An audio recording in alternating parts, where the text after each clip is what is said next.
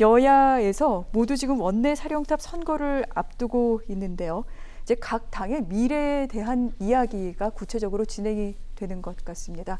원내대표 임기는 1년입니다. 하지만 당장 1년만 생각할 수 있겠느냐. 이 부분 민주당보다 통합당에 더 강조를 좀 해야 될 내용이 아닌가 싶은데요. 계속해서 미래통합당의 미래는 어떻게 될 것인가 여러 가지 얘기가 많이 나오고 있습니다.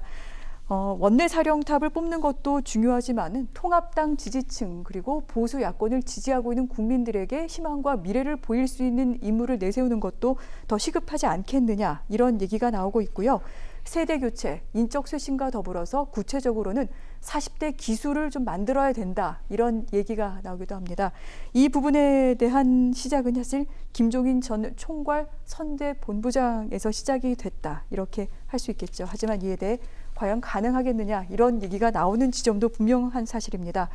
지난주에 통합당 굉장히 바쁜 일정들을 소화했었죠. 그런 가운데 당선인들의 모임이 있었습니다. 그런데 이 자리에서 김병욱 초선입니다. 당선인이 막내로서 허드렛 일 열심히 하겠습니다. 라고 큰절까지 했습니다.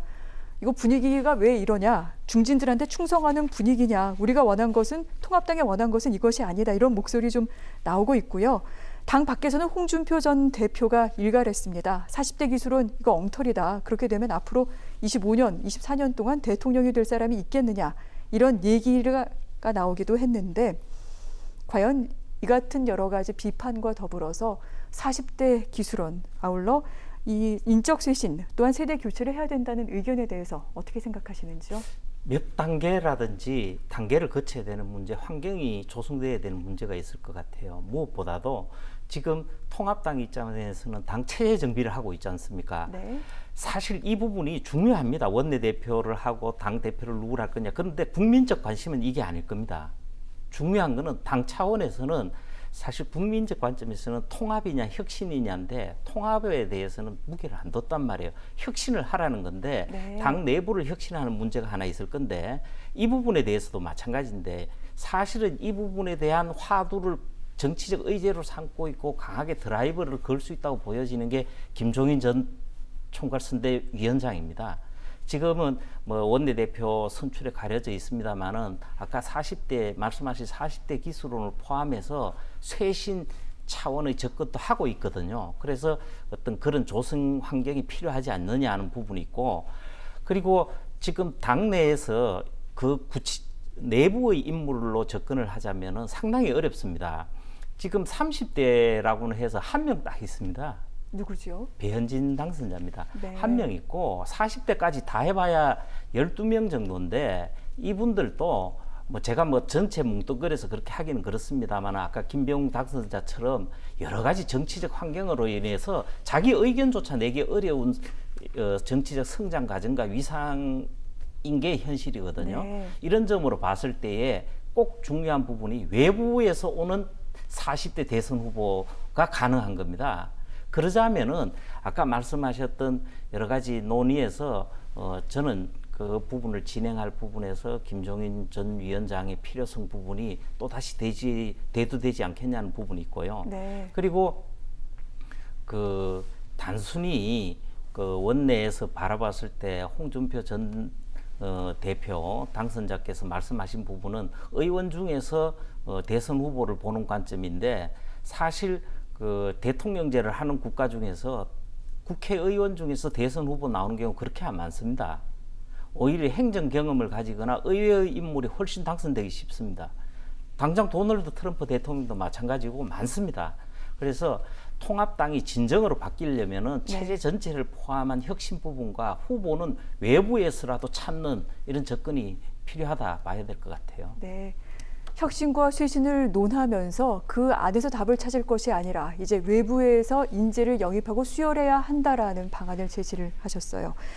자, 김 의원님, 사실 통합당 같은 경우에 예전에는 그 남원정이 있었습니다. 남경필, 원희룡, 정병국 있었는데 지금은 그런 소장파들을 찾기 쉽지 않은 것도 현실입니다. 어떻게 보십니까? 실제적으로 보면은 이제 큰 틀에서 보면 우리나라가 유럽 같은 경우는 이제 40세 중반이 되면 총리가 되는 경우가 최근에 많이 나고 있습니다. 정치 지도자가 되는데 그것은 19세부터 당원 활동을 하기 시작하기 때문에 권위 있는 정당의 역사 속에서 가능하고요.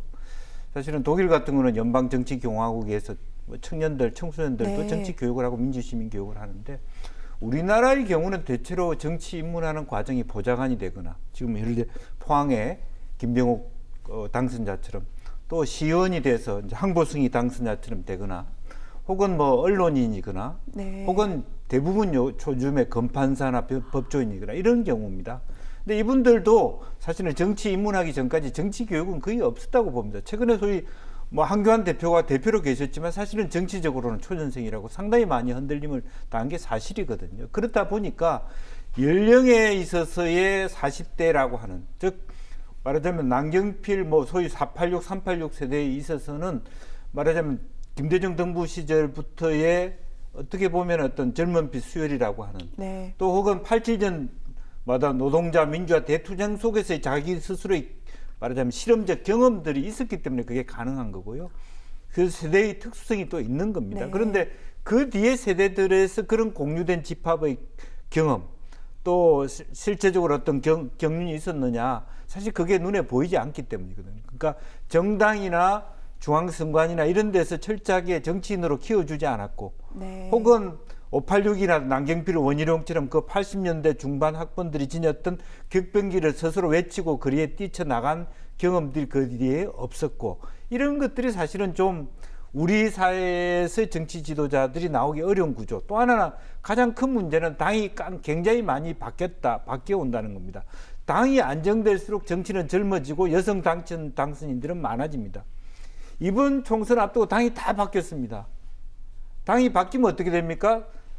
당선인 연령이 높아집니다. 지금도 50대 이후 당선인들이 80%를 넘어가고 있습니다. 네. 기존에 지금 40대가 12%밖에 안 됩니다. 그런가요? 어떻게 40%가? 예를 들면 제가 당선될 때 17대에 40대는 거의 30-40% 이상을 차지했거든요.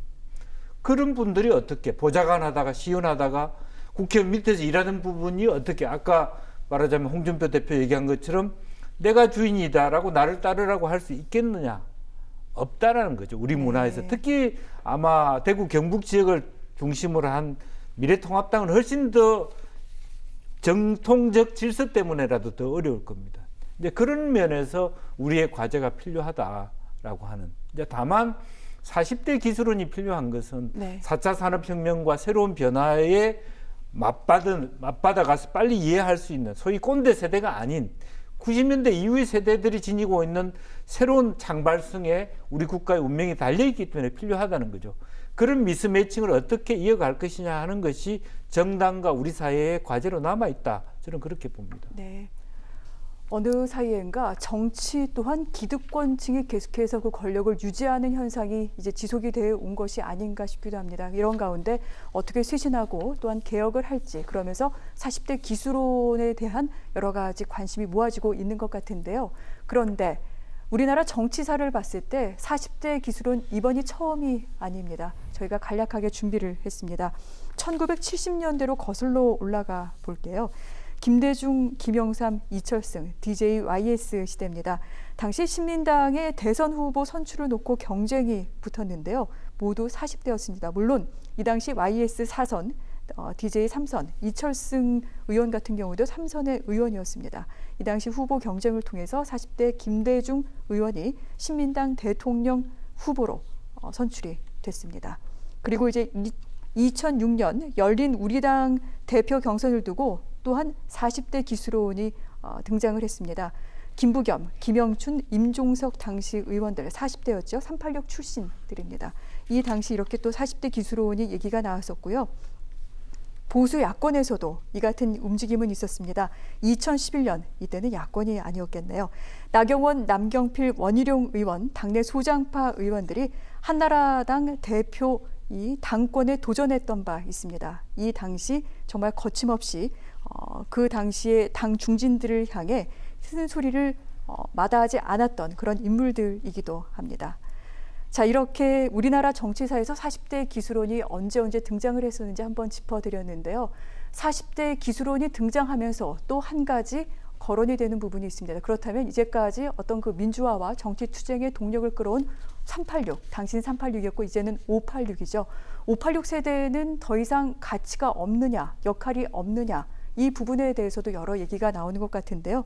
이 부분은 어떻게 봐야 될까요? 사실은 이제 프랑스에서 정치 격변을 했던 68 세대들이 있었죠. 우리가 이제 소위 586 세대라고 있습니다만 68년도에 큰 민주화의 흐름들을 만들어냈던 그런 세대들이 그 이후 세대들에 대해서 굉장히 많은 비판을 받았고요. 또 우리 이전에 사실은 4.19 세대라고 하는 정치 선배들이 계셨습니다. 네. 일정한 역할을 하셨습니다만 지금 이분들이 갖고 있는 시험대에 있다고 봅니다. 50대에서 이제 60대로 넘어가는 과정에 있는데 실제로 시대 사회의 말하자면 산업화, 민주화, 이제는 사실 미래 사회, 제4의 물결, 제5의 물결로 변해가는 과정에 있기 때문에 이런 공유경제 체제라든지 새로운 4차 산업혁명 시대를 과연 민주화 세대들이 얼마나 학습돼서 변화하고 있는가라고 하는 것이 잣대라고 보여집니다. 그래서 이것은 더 이상 어떤 연령별로의 세대의 의미보다라고 네. 하면 보다는 실제로 시대사의 변화를 누가 열심히 공부하고 있냐, 이것은 나이를 뛰어넘어서 연령을 뛰어넘어서 70 먹은 분도 이어령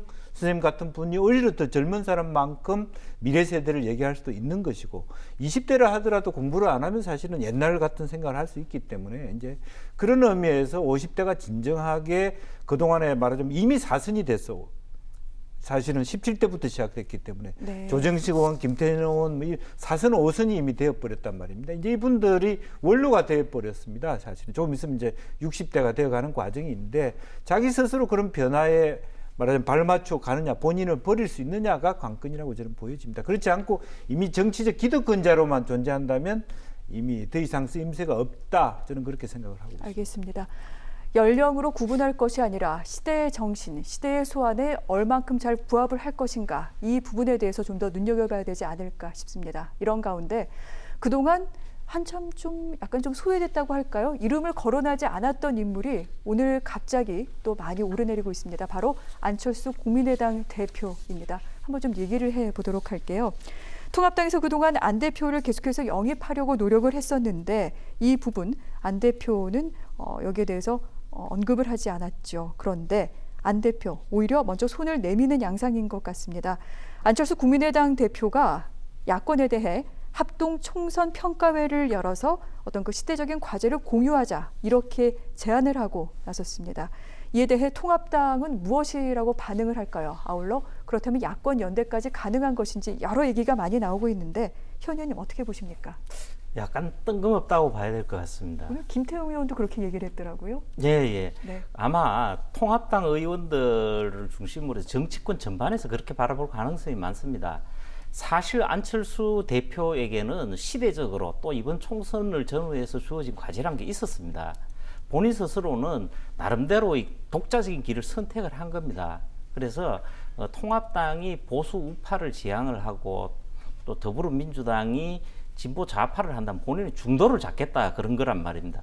사실 이 셈법에서 중도를 중시 여기는 분들은 343 사고를 가지고 있습니다. 보수나 진보는 30%지만 중도가 40%다. 네. 중도를 잡는 것이 더 넓다. 이렇게 생각을 하고 나간 것 같고, 그리고 또 그때 당시에 상황은 있었지만은 바로 직전 총선에서 국민의당을 통해서 38석을 내면서 보여줬던 안풍에 힘이 있었단 말입니다. 이렇게 여러 가지 개인적인 나름의 판단에 의존하다 보니까 독자적인 길을 갔습니다. 그래서 야권 통합이라는 전체를 필요로 할 때는 독자적으로 간 거예요. 그리고 사실은 총선을 두고 사실 야권 표의 분산이 어느 정도 될 거냐 걱정이 있었던 것도 사실입니다. 물론 야권 지지층의 입장이었습니다. 근데 이제 안철수 대표 같은 경우는 또 당 이름조차도 국민의당으로 다시 돌아가 가지고 다시 한번 시도를 했습니다마는 네. 사실 그 전국적으로 뭐 비례대표밖에 당 후보를 못 낸 데다가 7%가 안 되는 득표를 얻어가지고 그 비례대표만 3석입니다. 이런 상황에서 동력이 붙겠느냐. 그리고 뭐 지난주에도 이 방송에서 그 이야기가 나왔습니다만은 여러 대선 후보 지지도가 나왔을 때에 그날 기준으로 하면은 3%대입니다. 여러 군소 후보 중에 하나입니다. 네. 그래서 어떤 전국을 끌어가는 주요 변수로서 또 앞장서서 진행해 갈 수 있는 위치냐는 부분이 하나가 있을 수 있고, 그리고 또 저는 다른 그 차원에서 접근을 하나 말씀드리고 싶은데, 사실 그 지금 갑자기 일어났던 통합 차원의 논의를 놓고 접근하는 것 자체가 저는 좀 그래서 뜬금없다는 겁니다. 네. 지금은요, 제가 볼 때 통합당은 통합당대로 혁신, 본인도 본인 나름대로 본인을 한번 되돌아보면서 해야 되는 거 아니냐는 부분입니다. 그런데 지금 하자는 야권 총선 평가라는 게 결국 과거를 놓고 평가를 하자는 거잖아요. 근데 국민들이 바라는 거는 네. 미래를 놓고 어떻게 할 거냐는 걸 보여달라 그럴 겁니다. 그런 점에서 조금 더 조금 시대와 국민 정서에 맞느냐는 부분이 있고, 또 하나가 그 세석밖에 없는 정당을 꾸려가려다 보면은요, 그 국고 보조금 문제가 있습니다. 정당을 꾸려가는 자금 문제를. 그래서 세석을 특히 미래한국당 같은 경우 19석이 있지 않습니까? 한 석만 채우면 되거든요. 그래서 그렇게 했을 때에 네. 정당 보조금 문제를 통해서 어떤 정치 자금적인 문제까지 해결하는 부분에 이르기까지 여러 현실적인 것을 고려한 부분이 있지 않느냐는 것도 좀 느낌이 드는 게 사실입니다. 그렇군요. 정치 공학적인 측면을 짚어주셨는데 김 의원님 어떻게 생각하십니까? 아무래도 이제 뭐 그 과정은 뜬금없지만 네. 본인의 어떤 정치적 시계라고 하는 것은 다음 대선에 와 있다. 결과적으로는 우파의 대선 후보가 되고 싶다라고 네. 하는 차원으로 슬금슬금 다가가고 있는데, 본인은 어떤 이번 총선에서는 사실은 중도의 일정 정도의 말하자면 표심을 얻어서 네. 큰 어떤 지렛대를 삼아서 말하자면 보수 우파와의 연대를 하고 싶었을 텐데 생각만큼 그게 못 얻었죠. 그렇지만 자기가 갈 길은 간다. 뭐 저는 그런 정도 이해를 할 수는 있지 않겠나 생각이 듭니다. 지금으로 봐서는 그렇게 큰 의미를 두지 않아도 될 것 같습니다만, 앞으로 이제 여야 원내대표 경선이 끝나고 난 뒤에 또 어떻게 자리 잡아 갈지의 부분에 대해서는 좀 주목을 해야 될 것 같습니다.